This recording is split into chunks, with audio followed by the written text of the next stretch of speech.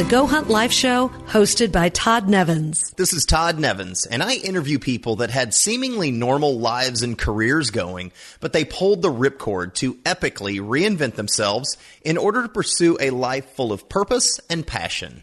This episode is sponsored by PrintDirtCheap.com. Jeff Chrisman, the founder of Print Dirt Cheap, and the crew there are rock stars when it comes to delivering top quality printing at a cheap price. If you've met me in the last 3 years and I handed you a business card, it was printed by Print Dirt Cheap. They're my online digital printing company for everything. They do banners, company letterhead, a ton of direct mail pieces, funky decals, even menus for restaurants. Over 30 categories of printing products, and yes, business cards. And they do it fast, and they do it cheap. Jeff has streamlined every little aspect of the business to provide the perfect user experience, delivering the best product in the industry. I have personally been to the offices, and I have seen it firsthand. But see for yourself. Go to PrintDirtCheap.com and use promo code GoHuntLife and get $10 off of your order. Or if you want to get a sample of their work, click on Sample Pack, and they'll mail you one out for free. Go to PrintDirtCheap.com, use promo code GoHuntLife for $10 off of your next print job. This episode is also sponsored by one of my companies, Click Placement. We are a pay-per-click marketing agency specializing in PPC badassery. We have literally helped hundreds of companies over the last decade drive engagement through paid search advertising using Google AdWords and Bing Ads, LinkedIn, and of course, Facebook. We work with startups, established businesses, and nonprofits to customize campaigns to drive sales or leads, build brand awareness, sell products, or generate mobile app downloads. Hit us up at clickplacement.com or on Facebook, Twitter, and LinkedIn to start a conversation. Up to the 9 years, life was pretty great. I was with my mom. My mother raised me as a single mother on welfare. We were poor, but she gave me all the love in the world, and all was good. Every now and then, my dad would show up and take me with him for the weekends, and that was a chaotic disaster, to say the least, but I at least always got to go back home with my mother. So really things changed at 9 years old when I moved to Houston. But for the first 9 years, I saw a lot. Things weren't always great. We were poor. We rode the bus everywhere. A lot of racism. I'm mixed race. My mother's white, father's black, but I always was loved by my mother. So I never questioned that. Really, where the chaos was just when I was with my dad from time to time. That is JT McCormick, and he is the CEO of Book in a Box. They are completely changing how authors write and publish books. I wanted to interview JT for a couple of reasons. Number one, a number of my guests so far have been authors. They've written books, and they've done it the hard and time-consuming way. Book in a Box has the process down to where it takes an author just 25 hours of their time to have their book completed, published, done.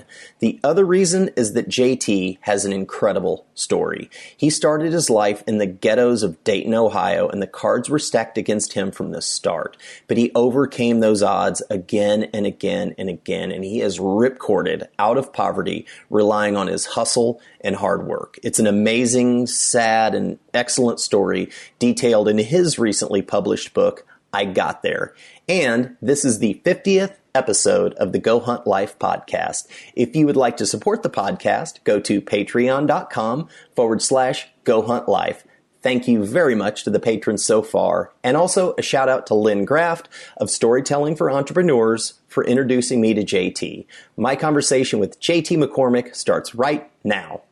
JT McCormick, thank you for joining me today on Go Hunt Life. Todd, thank you, sir. I appreciate it. What city are you in? And if you were to walk outside the front door, describe what you would see. Wow, I am in Austin, Texas, what I believe to be the greatest city in the country. And if I could change this up a little bit, let me tell you what I see when I walk out of the back, because I go look at it each morning. Okay. From my patio, there's a huge pond, ducks, cranes, deer, and so that's what I have been blessed to be able to see every morning, evening, afternoon, or any other given time that I walk out there. So I am incredibly blessed to be able to see that daily. You have a pond with ducks in your backyard. Yeah, it's amazing. That's awesome. How old are you? Are you married, and do you have kids? I am 45. I am married to what I believe is the greatest woman in the world who supports my hustle and grind. And yes, I have 3 children, ages 3 and under. My oldest daughter, Ava, is 3. My little guy, Jackson, is 2. And I have an 8-week-old daughter that is Elle. Oh my gosh. Okay. You had a busy weekend, I bet. Totally outside of work. The hustle was real at both work and home. What is your current profession? I am the president and CEO of Scribe Inc., which is the parent company for Book in a Box. I can't wait to get into that and learn more about it. But let's go back. You have just released a book called I Got There, How I Overcame Racism, Poverty, and Abuse to Achieve the American Dream. And it spells out your entire life. It is incredible. So take me back to when you were 8 and 9 years old. Describe your life back then. Wow. When I was, so for the first up to the 9 years, life was pretty great. I was with my mom. My mother raised me as a single mother on welfare. We were poor, but she gave me all the love in the world, and all was good. Every now and then, my dad would show up and take me with him for the weekends, and that was a chaotic disaster, to say the least. But I at least always got to go back home with my mother. So really things changed at 9 years old when I moved to Houston. But for the first 9 years, I saw a lot. Things weren't always great. We were poor. We rode the bus everywhere. A lot of racism. I'm mixed race. My mother's white, father's black, but I always was loved by my mother. So I never questioned that. Really where the chaos was just when I was with my dad from time to time. What did your mom do to support you? Oh, wow. Shit. Anything she could to feed me. She would sweep out the apartment complex. We were on welfare. We would, stand in line for our allotment of food stamps.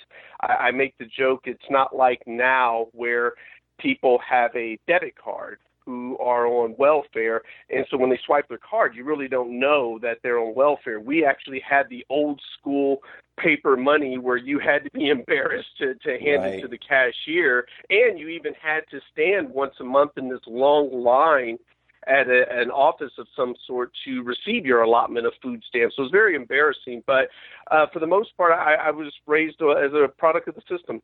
And tell me about your dad. Oh, wow. Dad was a typical black man hustler, pimp, drug dealer of the 70s. He always was dressed very sharp. Everyone loved him.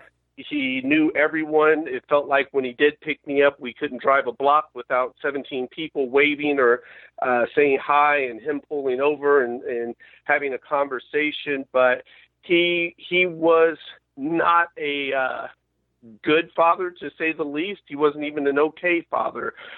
He actually has total that we know of. There are 23 confirmed children. I'm the only one by my mother, but he's got 22 other children as well. So I've got 22 half brothers and sisters.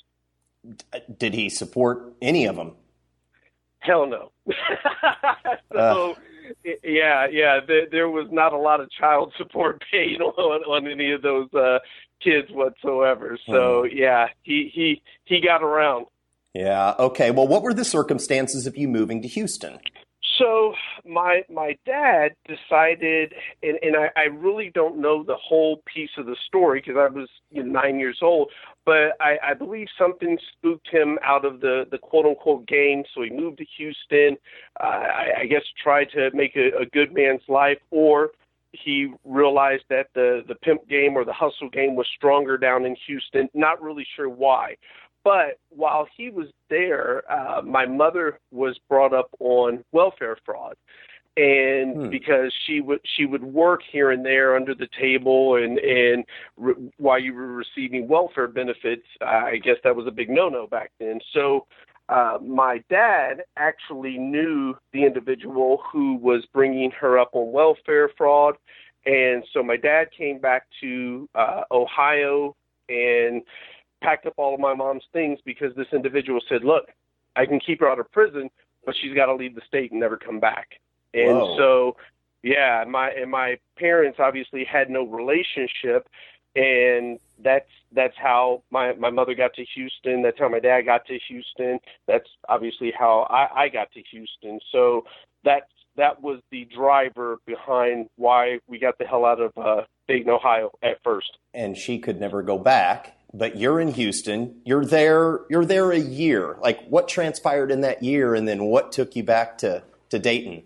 Wow, so that was a rough year. When I first went to Houston, my mother was still in Dayton, and I went to spend the summer with my dad. And so I'm there. My dad's living with one of his girlfriends at a weekly motel, not hotel, one of the weekly rate motels. Okay. And so I'm really out of my element at this point because I've always been sheltered by my mom. Yeah, we were poor and all that good stuff, but I had never been around on a day-to-day basis the chaos that my dad just brought. So you mentioned the book. One of the worst stories, and I'll just share this one, and it'll really give you my insight to Houston, was we were there, and I'm with my six-month-old sister, half-sister, and she's crying. I don't know where my dad is. His girlfriend's out on the corner trying to pick up a trick. For people who don't know, that she's a prostitute, so she's trying to find I guess, someone to pay her. Mm-hmm. And so I'm there with my baby sister, and she's crying, and I don't know what to do. I'm 9 years old, first time I'm away from my mother. And so I get frustrated, and this is one of the most horrific things that I've ever encountered in life. So I go and I throw my baby sister on the couch. She's 6 months old, and it's still devastating to me. And as soon as she left my hands, I ran over and picked her up, and I thought, oh, my God, what am I doing? And lo and behold, she's still crying. Her mother shows up with a trick. And the hardest part of this story is not the fact that I threw my baby sister, which most people would think that's the worst part. The worst part is when she got back, her mother, with a trick, she kicked us out, and she went to the back or to the room in the motel, did her thing. While I'm walking around the parking lot in Houston, sweltering heat, humidity, my baby sister crying in the diaper, I'm crying, I don't know what to do, and I'm completely lost because I'm away from my mother for the first time. And that is by far the absolute worst thing that's ever happened to me in life. But that really gives you some insight to my stay in Houston. You mentioned in the book later on that you were able to have a conversation with your little sister and apologize. How did that go? It went well, and if I could jump back for 1 second, mm-hmm. That was the horrible thing of Houston, but the one piece that actually also came from Houston, I may be getting ahead of myself here, was my father took me on a drive through River Oaks in mm-hmm. Houston. It's one of the most exclusive, wealthy neighborhoods in the country, and that drive through River Oaks really changed me because I saw $10, $25 million homes that were bigger than the apartment complexes that I grew up in. And I felt like, why can't I have one of those? How did those people get those? And it was something that really stuck out to me because I wanted one, and I had never seen anything like it. It was so impressive, and that really stuck out. So the worst part of Houston happened to me, but in many ways that was the greatest part of Houston that happened to me. So to your point, though, of your question, when I spoke with my sister, my father died last June, almost a year ago, while we were writing the book. And I went back to the funeral, Dayton, Ohio, after 30 years, swore I'd never go back to that godforsaken city. And I went back and saw my baby sister. Obviously, she didn't remember it. And I told her what happened. And, we shared tears, and she said, that wasn't your fault. I completely understand. And she said our mother was a horrible person. And then come to find out, the stories that her and my half-brother and my other half-sister, her brothers and sisters, shared with me, my life was my life was nice compared to the things that they went through. Okay. So you were in Houston a year, and then you moved back to Dayton when you were then 10, 11 years old. Is that right? Correct. Moved back to Dayton when I was 10. My dad decided he could not do the quote-unquote honest man's way of life. He left to Dayton first. I was living with him and his girlfriend, and at that time, two of my half-sisters. And so one day, his girlfriend says, okay, we're going back to Dayton. We pack up a U-Haul and we leave. And I wanted to go say bye to my mother, and she said no. And so my mother didn't even know I left. So we took off, and no, my mom, no clue where I was, what I was doing, nothing. Never had a chance to say goodbye. And then when we got back to Dayton, it was literally, for me, hell on earth. It was one of the worst time periods in life for me. How did you get out of that situation when you were there? And how long did you lose contact with your mom? Lost contact with my mom for about a year and a half, 2 years. I actually remember the first time I spoke with her after I was back. She tracked me down at one of the middle schools I was attending, and I remember the school called me to the office, and they allowed me to, come behind the office counter and speak to my mom. I guess she had a conversation with them and let them know, look, I haven't spoken with my son, so on and so forth. And so that was the first time I spoke with her after a year and a half. But yeah, I was back in Dayton with my dad and kicked around from place to place for about a 5-year time period from 10 to 15. And you were incarcerated 3 times in juvenile detention, and tell a story that your dad left for a 2-week trip to England and was gone for almost a year. And then you were in juvenile detention 3 different times. What happened when you finally got out of there? Yeah, so longest vacation in the history of mankind. He left the day after New Year's and came back the day before Christmas Eve. So like you said, about a year. I went to juvenile for beating a kid up. I put a kid in a coma. I went to juvenile for stealing, and I went for beating up one of my dad's girlfriends because at that point I was just tired of being beat, and it was I broke, I snapped, and there I was. Who came to your rescue? Aunt Jean. That woman's a saint in my mind. So I'm in juvenile. Mother's in Texas. Father's in England. No one knows I'm in this place. And so my mother had named me, I go by JT, but my actual name is Javon. Mm-hmm. And back in the 70s, wasn't a common name. No, you didn't hear the name. And so now very, very common. And so I'm in there, and I'm pushing 3 months, 2 months. And one of the correction officers says, hey, do you have an aunt named Jean? And I perked up. I was like, yeah, I do. And she said, okay. And so she went, and I guess she knew my Aunt Jean, and she said, hey, do you have a nephew named Javon? My aunt said, yes. And so she came and picked me up because the corrections officer told her, look, he's been in here, 2.5 months. No one's called him. No one's written. I don't think that anyone knows he's here. And so my Aunt Jean came and picked me up. She was a bit of a savior at times for me, and come to find out for many of my half-brothers and sisters. And then you reference your Uncle Bobby and staying with him for 18-month period of time that was crucial in you going right to the life that you've lived versus left to more of the life that your father was living. Who's Uncle Bobby?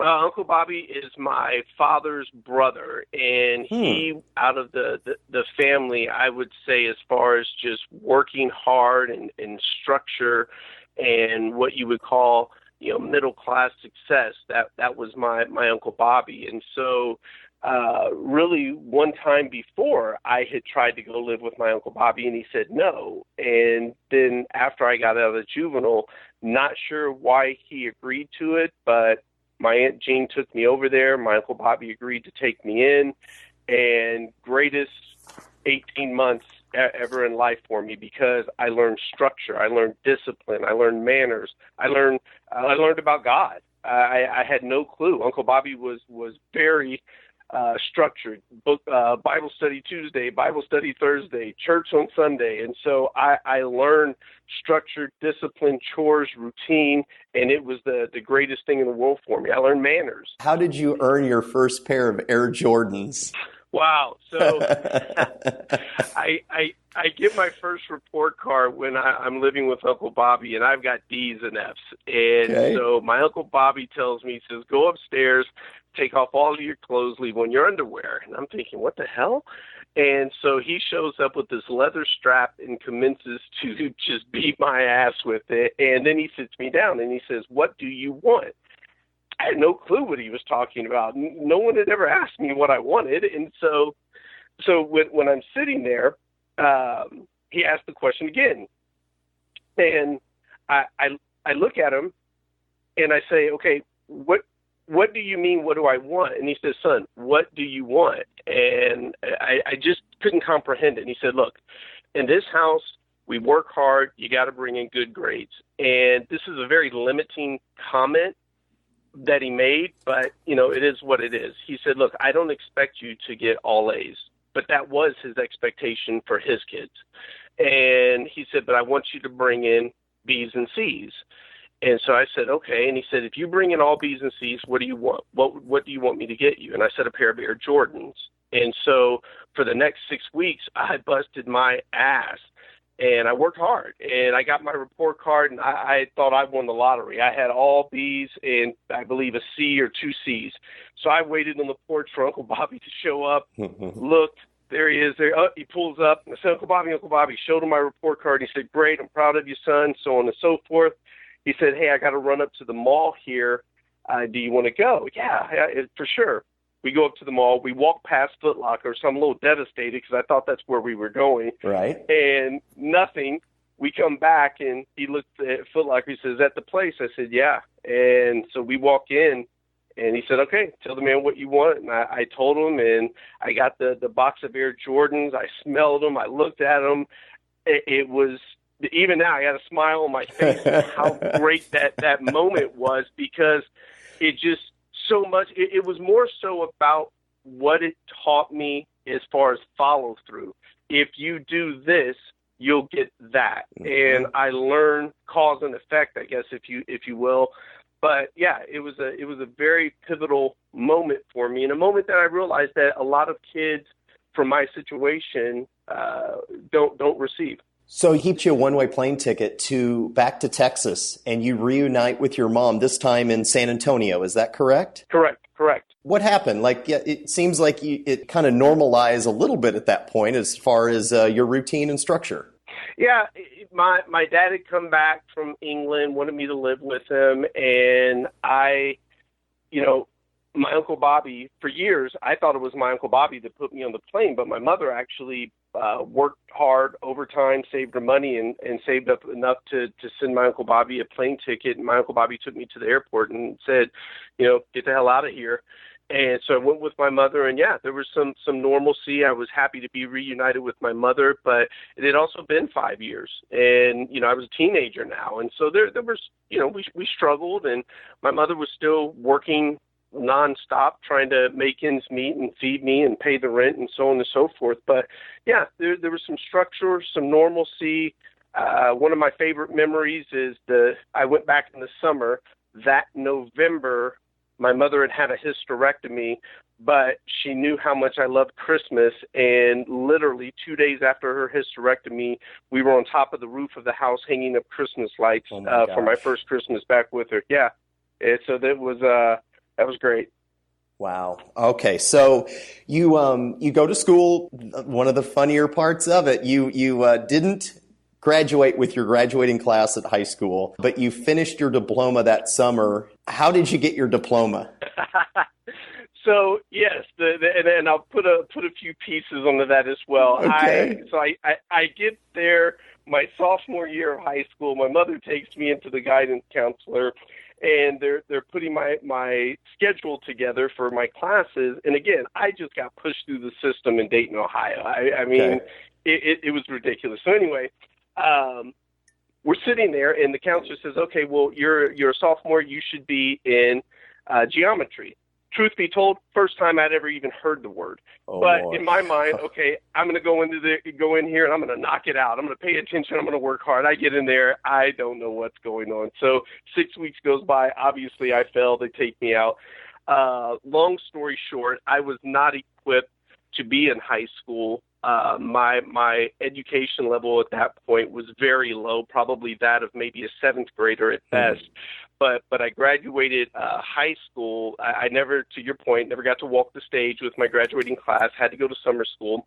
Well, after I finished my credits in summer school, I was so excited. I said, okay, where do I go now? And they said, well, you go back to your school, give this to the office, and they'll give you your diploma. So I'm pumped. I'm thinking, okay, everyone else had a big celebration. What's going to happen for me? And I didn't know if I expected confetti to come out of the air or what was going to happen. But I walk in, parking lot's empty. There's 2 cars. There's a lady at the front desk, and there's a janitor. I tell the lady at the front desk, hey, I'm here to pick up my diploma. She hands it to the janitor. He looks at it, walks over to the safe, unlocks it, walks back over, hands me my diploma, and walks away. No congratulations, no there you go, nothing. So I'm looking around. I'm like, okay, what now? What's supposed to happen? Do I get something? And so that's how I got my high school diploma, and I barely got it. I'm glad you're laughing about this now. It's a pretty that's not funny. Like that's a sad thing. Oh, it was pretty sad. Walking out, I'm looking at this piece of paper, and yeah, it was very sad. And to make it even worse, I get home and my mother goes, "Okay, good. Now you got to get a job." So there was zero celebration that came with this diploma. There was no graduation party, no graduation dinner. Oh my gosh. All right. So you got a job. Tell me about your first job. Wow. First job. And the irony behind this, my first job was at a restaurant called Po Folks. And the irony why I say that is because I always make the joke that me and my mother grew up so poor that we could not afford the O and the R. We were just Po. Oh my gosh. So here I was working at Po Folks, and my job each morning, and I worked from 9 to 3, was to come in and clean the restrooms from the night before, and then I was a busboy from when the restaurant opened at 10:30 till 3, and so that's what I did. But it was my first job, and I remember one day standing there in front of the toilets and looking at them and just how filthy everything was. But I vividly remember saying to myself, okay, I am going to have the cleanest toilets in the city. This restroom is going to be the cleanest in all of San Antonio. And that's how, from that day forward, how I've always attacked everything that I've done. For the sake of time in this conversation, we have got to jump ahead years. But from Po Folks, you go to Nationwide Insurance and start in the mailroom. And then from there, you're hired on with a personal loan, a payday loan company that you crushed it. You moved to Portland. You opened up 8 offices in Portland. You started with 3. You opened up, 5 more, and then back Countrywide Home Loans. But then you had saved a bunch of money through that time and jumped into a mortgage company where you lost all of the money. What happened there? So I got connected with an individual who this is back in the quote unquote heyday of mortgages, and I was a hustler. I knew how to go in and drum up business and work with people. So this individual reached out to me and said, "Hey, how would you like to come work for me?" I said, "All right, great, I'm in."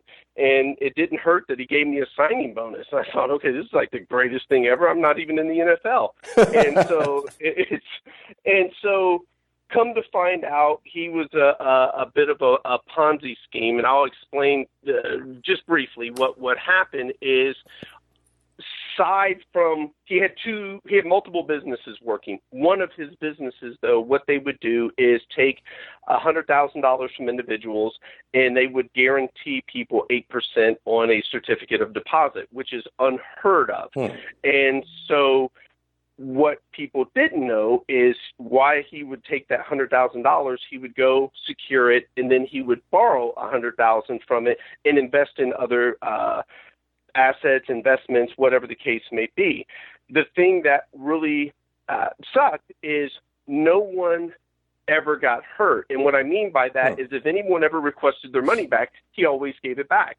Okay. He always sent the payments on time, but it's illegal. The SEC came down on him, raided his office in San Antonio, Austin, and his house at the same time. And fortunately, I had nothing to do with that. But yeah, it was definitely a learning lesson for me of, pay attention to who you get involved with. Sure. Okay. So you get back in with Wachovia, and then you leave because of the 2009, 2010 downturn, but you had money in the bank. And then you got on board with a company here in Austin called Headspring Systems. You were the 13th employee. You were the lowest paid employee when you started. And in a few short years, you become president of Headspring with over 100 employees, 4 offices. In the book, you talk about a moment where you went from me thinking about just only yourself, because up to that point you were in sales and you were hustling and you were making money and you were making decisions around you, to making decisions around, in your words, my team, and changing to be a leader. How did you make that transition? And it was in a very short period of time. It was very short, and I've always prided myself on common sense learning. There's go back to the diploma. There's obviously not a whole lot of academic going on with me, but common sense learning and work ethic results are the way I live. And so at Headspring, to your point, we literally used to make our sales calls on fold-out metal chairs in the storage closet, and everything in life to that point had been me, me, me. How am I going to succeed? How am I going to eat? How am I going to progress in life? And I did not understand the team concept or others around you concept. It did not matter to me. It was, how was I going to succeed? And so I went from the lowest paid sales individual to then EVP of sales and marketing. But even when I had a team, I called it my team. And so I would walk into the executive meeting and literally I would say to everyone, well, I don't care. We did what we were supposed to do. You all do what you're supposed to do. And that's just a horrible attitude to have in a company. And what made it even worse is I had worked myself into a position of need, not want. And what I mean by that is the company needed me because I was producing sales. So many companies want a lot of people to stay, but so many companies need certain people to stay. And so it was a bad situation that I knew that. And so I was a horrible culture fit at times.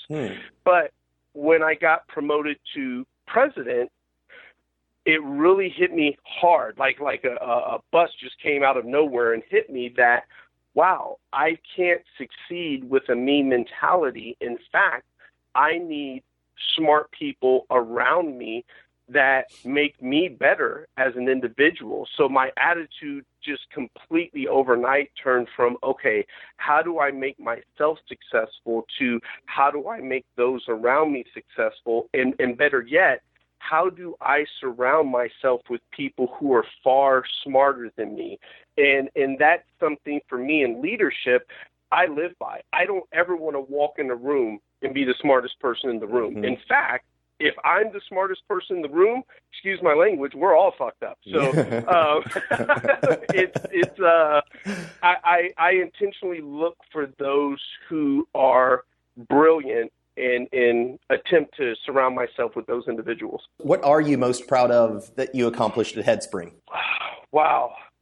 The individuals that I got to work with, the opportunity Dustin, the CEO, gave me, the individuals who supported me. If you notice, it's everyone else. It really isn't one thing that I'm proud of for myself. It's what everyone did there to help in the success of the organization and the success that I had as an individual. Kevin Hurwitz, he was the chief architect. He did every sales call that I booked because I had no clue how to talk about software, but I knew how to get people on the phone and I knew how to sell and convert. So I'm most proud of those who were around me and really supported me. So you are now the CEO of a startup here in Austin called Book in a Box. We turn ideas into books. And you've been the CEO for 1 year, since March of 2016. And you've recently published a book. Which one started first? Did you start the book and then become CEO, or did you become CEO and then start the book? All right, Todd, so you got to let me tell this story. So, okay. Yeah. I started the book first. Truth be told, Q3 of 2015, while I was at Headspring, I had really sat back and said, okay, what do I want to do in life? I don't know how to write code, but I enjoyed scaling the company and having a hand in working with these individuals. But truth be told, I can't tell you .NET from connect the dots. And so okay. I wasn't passionate about software. So I said, okay, what do I want to do next? And I was traveling a lot, and I had my two little ones, and I said to myself, okay, if something happened to me right now, my children would not know where I came from. They wouldn't know that I have no clue where my last name came from. They wouldn't know what their dad went through to get where I am today. So I reached out to my network, and I said, hey, can someone help me find an individual that can write a book for me? Truth be told, I can't tell you an adverb from a pronoun. So I knew I wasn't going to write the book. So I got connected with the two co-founders, one of which was Tucker Max. And so Tucker comes over to the Headspring office, and we're sitting in the huge conference room, and I tell him, I said, look, man, I don't even know if this is a book, and I don't care if I ever sell one copy. This book is being done for my children. That's it. And Tucker has sold over 3.5 million copies of books, and he looks at me and he goes, damn, that's the first time I've ever heard someone say they don't care if they sell one copy. And because most people want to be a New York Times bestseller and sell 1 million copies. That's not why I was doing it. So one thing leads to another. And as we're leaving, we're wrapping up. He said, hey, man, can you give me feedback on our process as you go through it? He said, I'm struggling a bit in this CEO position and would love to get your insight.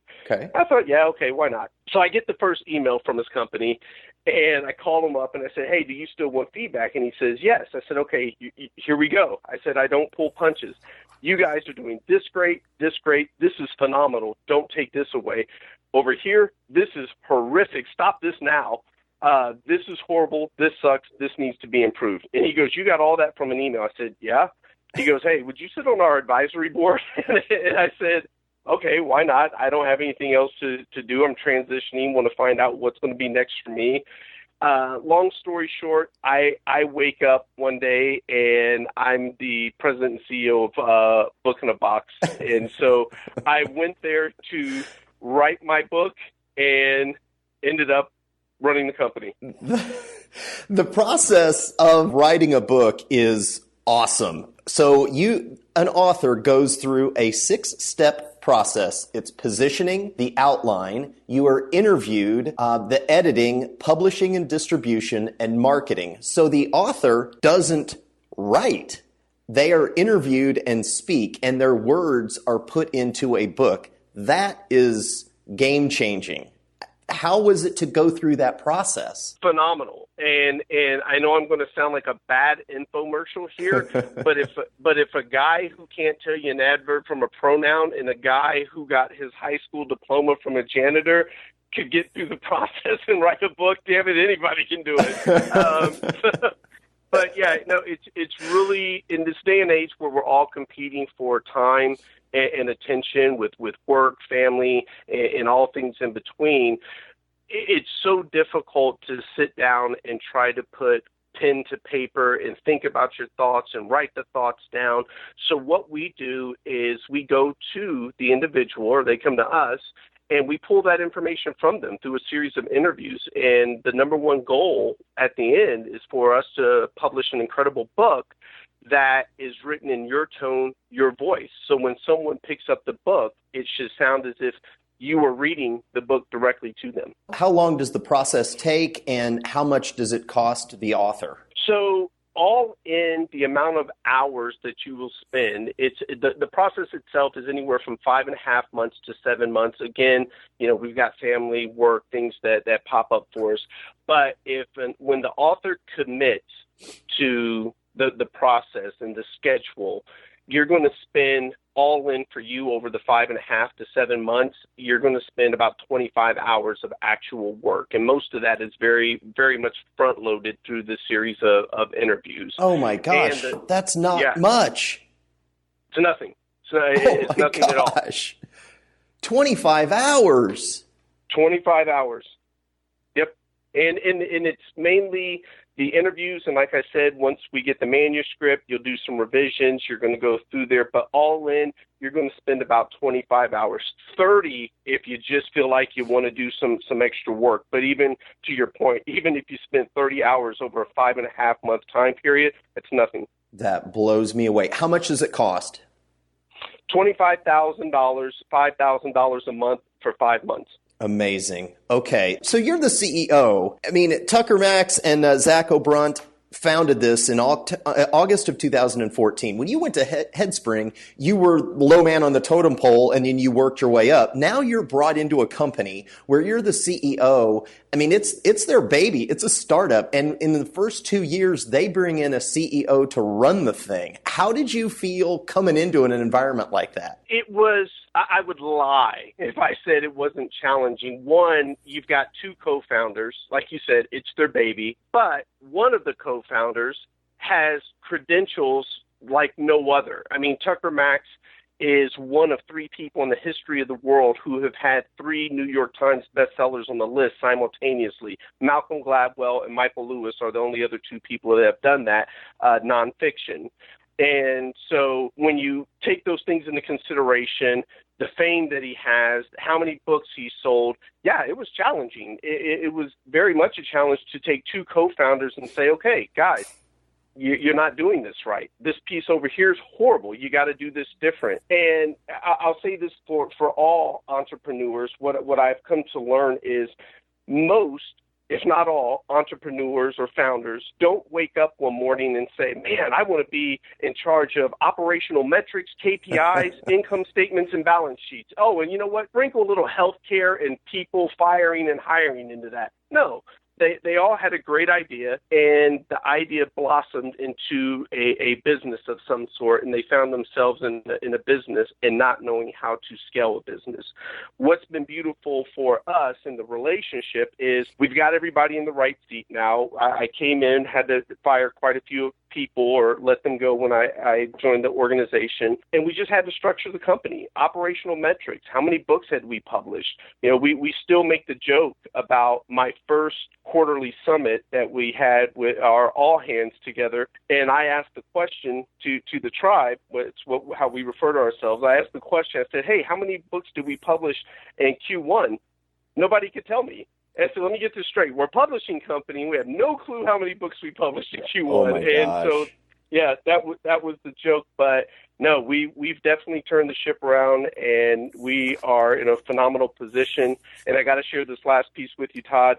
The beauty of where we are right now is we are a 2.5-year-old startup, no venture capital, no private equity, no debt, no loans. And they are in this day and age when we're celebrating the unicorns and people who are on Series X, Sure. Y, Z. That's a rare air that we're in to be able to pull that off. Something else that you do here in Austin is that you mentor youth at a juvenile detention center. And you describe it that most kids growing up in the ghetto, they think the only way out is to deal drugs, be an athlete, or be a rapper. And you come in and say, no, you've got a fourth option. You can be in the business world. How have you worked to change them from the simple things like how to shake hands and eye contact to helping them get jobs? So you hit on it right there, Todd. And for me, what I've noticed is when you're in the hood, that the options are rapper, drug dealer, athlete. And for females, for girls, sometimes it's even worse because the NFL may be a way out for boys, the NBA, Major League Baseball, but those aren't options for girls. You don't see a lot of female drug dealers. You don't see a lot of female rappers. There's some, but you don't see a lot. And so the options are so limited, at least to the belief set. And so I want the people, the children of the hood, the low economics, and it doesn't matter race, all white, black, Latino, it doesn't matter, to understand there's a fourth option, and it's called business. And so much of what I do, I translate back and forth from the hood to a boardroom to corporate America. But you don't know what you don't know. And that goes all the way through life, regardless of how much money you have. And right now, one of the biggest challenges that I see with kids in the hood is if no one's ever taught you how to shake hands, you don't know. So you don't know to squeeze someone's hand with a firm grip, look them in the eye, and say, nice to meet you. You don't know to walk into Burger King and say, hey, do you have any employment opportunities? Not the answer when we role play, when I sit with these kids and we role play it out, I say, okay, show me how you're going to walk into Burger King and ask for an application. And they role play it out and they say, y'all hiring? Not you. And so they don't understand that if you walk in and say, excuse me, sir, do you have any employment opportunities?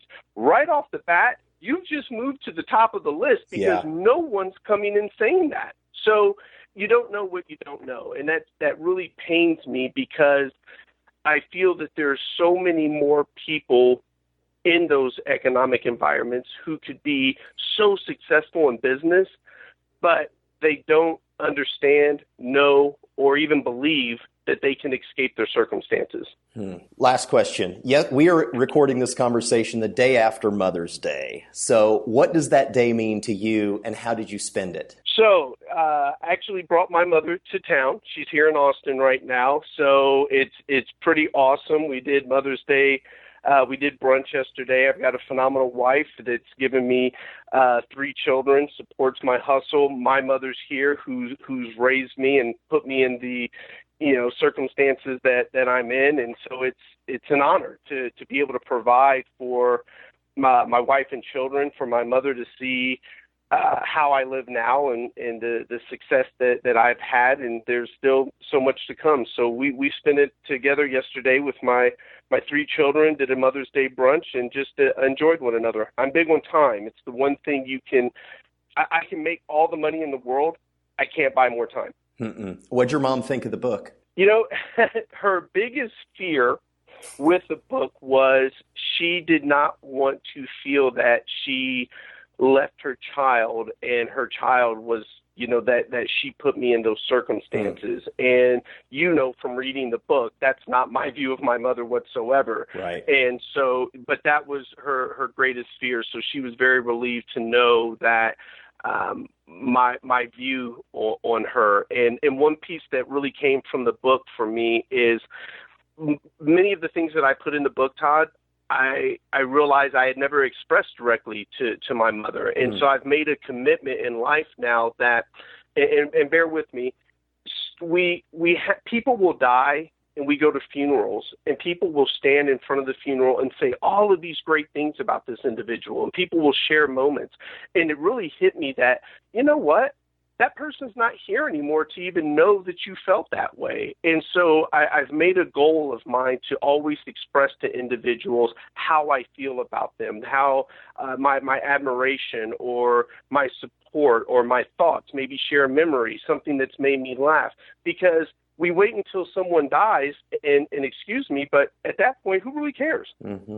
All right. You can get this book at jtmccormick.com. I got there. How I Overcame Racism, Poverty, and Abuse to Achieve the American Dream. And go to bookinabox.com. It is changing the way authors write books. It's impressive. JT, thank you, sir, for joining me this morning.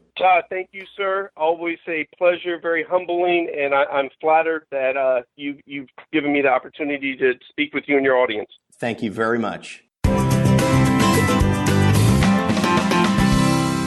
Don't forget to hit up the rock stars at printdirtcheap.com. Use promo code GoHuntLife for $10 off of your next print job. For fast, cheap, and high-quality online printing, it's printdirtcheap.com. Hey, Life Hunters, thank you for listening to this episode of Go Hunt Life. If you like the show and would like to support it, go to iTunes and do this. Subscribe to the show, leave a rating, and review it. It helps. And thank you. If you or someone that you know has quit their normal life to follow their dreams, I would love an introduction and maybe interview them on the show. You can find me at GoHuntLife.com and also on Facebook, Twitter, Instagram, and Pinterest at GoHuntLife. Until next time, stay weird, dare greatly, and ripcord out.